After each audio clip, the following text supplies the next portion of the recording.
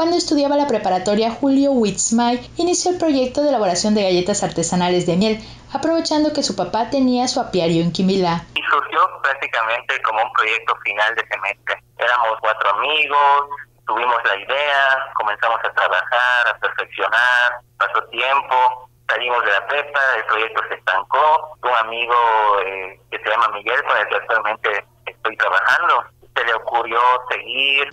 En 2014, cursaba la carrera técnica de apicultura en el bachillerato y ese fue su proyecto académico. Tenía buen sabor, pero no tenía consistencia de galleta. Por lo tanto, no le llamamos galleta, en ese tiempo le llamamos un polvorón porque tenía más consistencia del polvorón. Por eso el nombre cuando nació era Polvo Cap.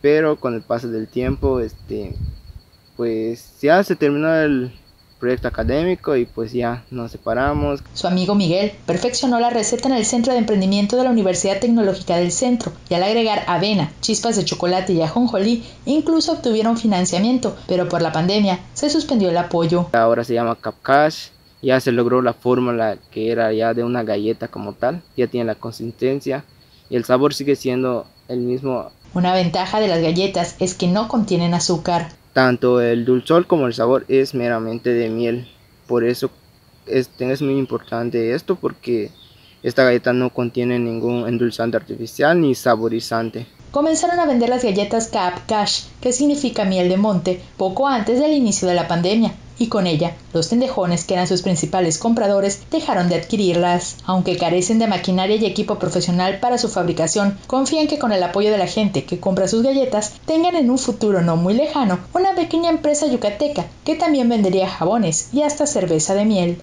Otro producto que queremos manejar igual y es de gran beneficio son los caramelos de miel y también el jarabe de miel en este caso.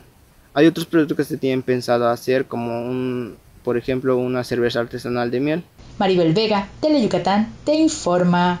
Teleyucatán te informa. Lunes a viernes, 8 de la noche. Síguenos.